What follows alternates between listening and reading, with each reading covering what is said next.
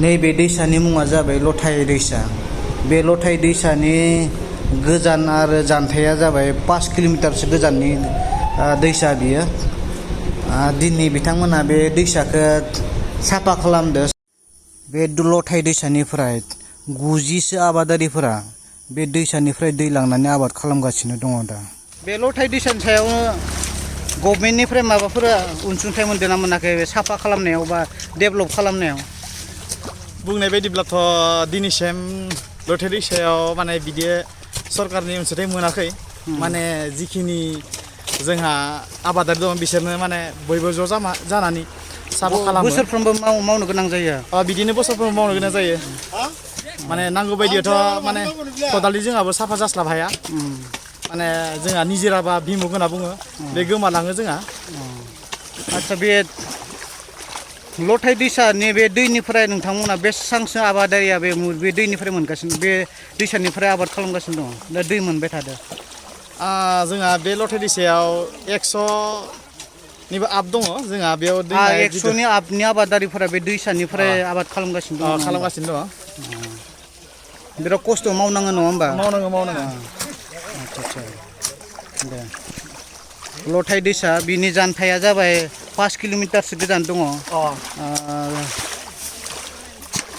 बागान आरो ओमफ्राय बे गामि गामि दै बयरिङा बिराद गोथौ गोथौ फबनायनि थाखाय फिमुगनि दैयाबो गोमालांनो हमबाय नङा होमबा? बोथोराबो देग्लाय एसे गाज्रि। दासिम आबादारिफोरा खोथियाबो फोनो हायाखै नङा होमबा? आदा बे दंग जेनेबा साफा खालामनायाव सरकारनिसिम नों मा बुंनो लुगैयो? सरकारनिसिम जेनेबा जोंनि सरकारा जोंनो बे माबाखौ दैमा सालायनायखौ बाहाय बिसोरो हेल्प होनांगोन।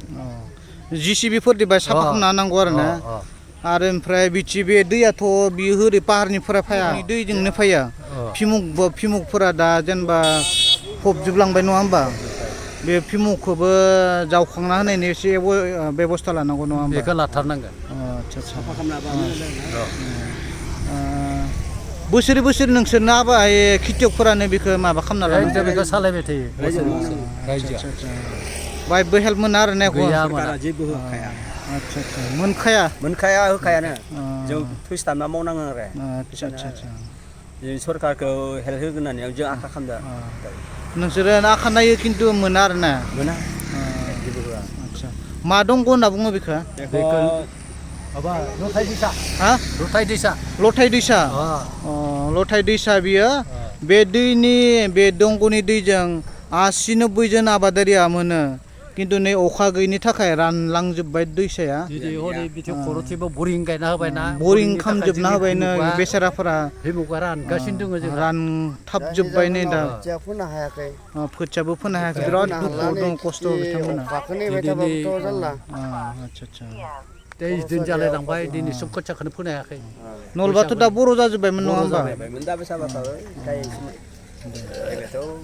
थिग दङ। बोथोरा थांबाय थादो आरो अखाया हाया, बेबायदि जाना दङ आरो। बरिया दे।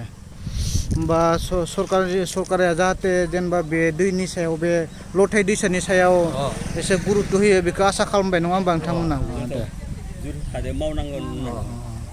होनांखागोन। खारन बर'फोरा खेथिजोंनो नांना थायो नङा होमबा? खेथि गैयाबा जोंहा बर'आ जेबोआनो गैया। ओंखायनो सरकारनिसिम मोनसे खावलायनाय आरो नोंसोरनि ना, जे लथाय दैसा बे डिमाकुसि उदालगुरिनि बे डिमाकुसिजों खोलाहाजों सेरजों फैनाय बे लथाय दैसा होननानै बुङो बेखौ। बे लथाय दैसाया रानजोबनो हमबाय। 80 जनसो आबादारिफोरा दा एकदम दुखुआव दङ। बिथांमोना दैया नै रानजोबलांबाय। जेबो सरकारनिफ्राय जेबो मदद मोनाखै नङा होमबा? खोथिया फोनो हायाखै, गावस्राजोब्बाय दाखालि एवनायानो। बिराद दुखुआव दङ बिथांमोनानो, खेथि खालामनो हायाखै। गावस्राजोब्बाय। आं खेथिखौ जुम खालामना खिथिदों नोंथांमोनानो, गावस्राजोब्बाय, खेथि खालामनो हायाखै, अखा गैया। दा बिथांमोनानो मा होनदों आदा?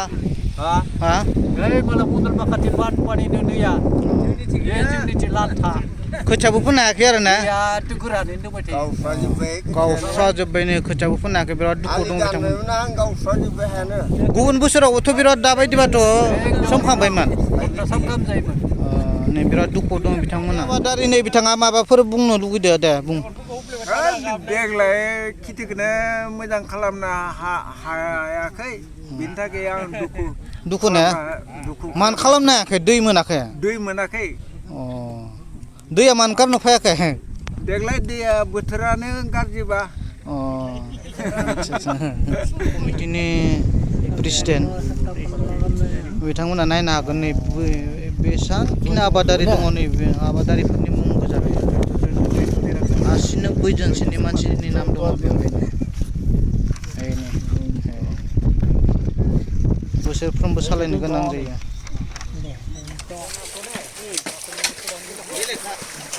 बे लथाय दैसानि मुङा जाबाय दंग'नि मुङा जाबाय लथाय दैसा 5 किल'मिटारसो गोलाव जागोन बे दैसाया बे दैसानि दैनिफ्राय 80-90 जन आबादारिफोरा बे दैनिफ्राय आबाद खालामगासिनो दङ देग्लाय अखा गैयिनि थाखाय बिराद आबादारिफोरा खस्थ' जागासिनो दङ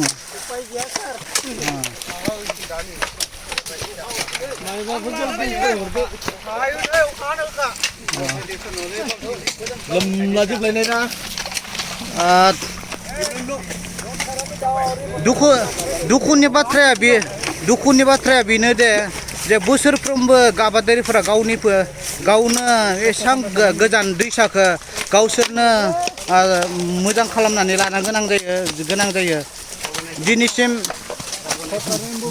गभर्नमेन्टनि बे नैबे लथाय दैसानि 80-90 आबादारिफोरा थ्रु बिटिआर गभर्नमेन्ट आर'ज गाबहरदो जे बे दैसाखौ आपग्रेड खालामनो होनायाव फिमुकफोर जावखांनो थाखाय बिटिआर गभर्नमेन्टनि थ्रुजों आपग्रेड खालामनो थाखाय आर'ज गाबहरदों हास्थायहरदों जे बे दैसाखौ आपग्रेड खालामनायाव 80-90 आबादारिखौ मदद खालामनो थाखाय बे दैसाखौ मोनसे स्किम हमनानै मोजां खालामनो थाखाय आर'ज गाबहरदों बिथांमोन नोंथाङा बुंनायसाय बे दैसानि मुङा लथाय दैसा नङा होमबा लथाय दैसा डिमाकुसिनिफ्राय फैयो बियो आपटु ओरै सेंखार बालिगावलासो थाङो बियो बे दैसाया बे दैसाखौ मोजां खालामनायाव बोसोरफ्रोमबो नोंथांमोना सरकारनिफ्राय माबाफोर मदद मोनदों नामा दिनैसिम जेबो गैया जों 6 दिन 7 दिन नङाबा 8 दिनाव लासो लायो बे खमैनो 80-90 खरसो दङ आरो बे दैनिफ्राय 80-90 आबादारिफोरा बे दैनिफ्राय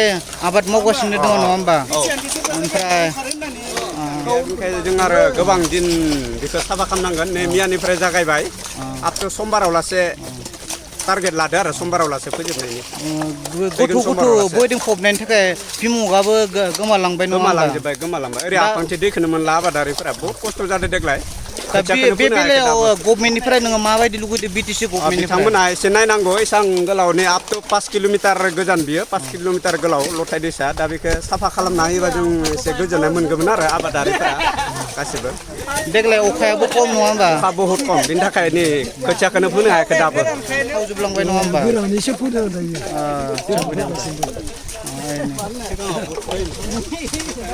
गोबां आबादारिफोर दङ बिथांमोना बिराद खस्थ' खालामनानै आबादनि थाखाय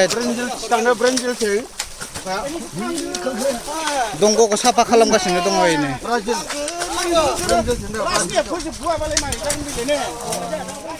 पान्जाब हारियाना इउपि एमपि बिहारफोरनि आबादारिफोरा मानि कारन डेभेलप माला बिसोरनि गभर्नमेन्टआ आबादारिफोरनि थाखाय गावसोरनो वाटार सिस्टेम जिथुनाखि आबाद थिलियाव जेब्लानो आबाद थिलियाव दै नांगौ जायो बे टाइमावनो दै मोननो थाखाय गभर्नमेन्टआ अलरेडि बेफोरनि थाखाय मोनसे मोजां प्रसेस खालामना होखादों खिन्थु जोंनि आसामनि बेलायाव बेबायदि गभर्नमेन्टआ नायफिना थारमाने नायफिननाय मोनब्ला बिसोरबायदि पान्जाब हारियानानिफोरबायदि आसामनि मानसिफोर आसामनि आबादारिफोराबो खालामनो हागौमोन खोथिया फोनो हायाखै नोङो देग्लाय फोनोसै बेरसिबार खालि फोनोसै आरो ना बोथोराथ' बिराद खरां नङा होमबा देग्लाय खरान हर खावनानै सोदो दैखौ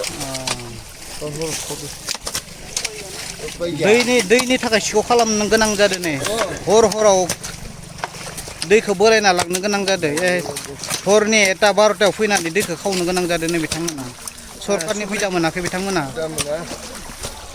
आदार स्टेट जेरै हारियाना पान्जाबफोर बायदिया गभर्नमेन्टआनो मदद खालामना होयो नङा होमबा खिन्थु जोंनि आसामनि बेलायाव बिब्दि नङा जायनि थाखाय बिथांमोना नांगौ जितिया आबादाव नांगौ जायो अब्लानो बिथांमोना दैखौ मोनो खिन्थु जोंनि आसामाव बेबायदि नङा बिराद खस्थ' खालामनो गोनां जायो स्ट्रागल खालामनो जायो जितिया दै नांगौ जायो बे समाव जों दैखौनो मोननो हाया बिराद खस्थ' खालामगासिनो दङ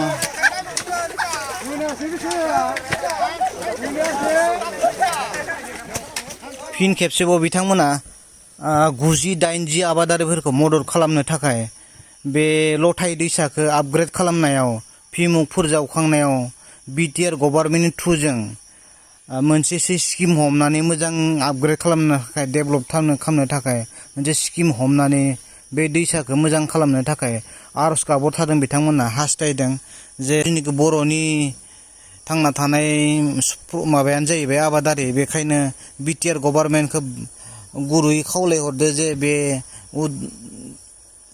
उदालगुरि डिस्ट्रिक्टनि बे डिमाकुसिनि खोलाजों थांनाय बे लथाय दैसाखौ आपग्रेड खालामनायाव जे बिटिआर गभर्नमेन्टआ मदद खालामगोन बेखौ हास्थायहरदों बिथांमोना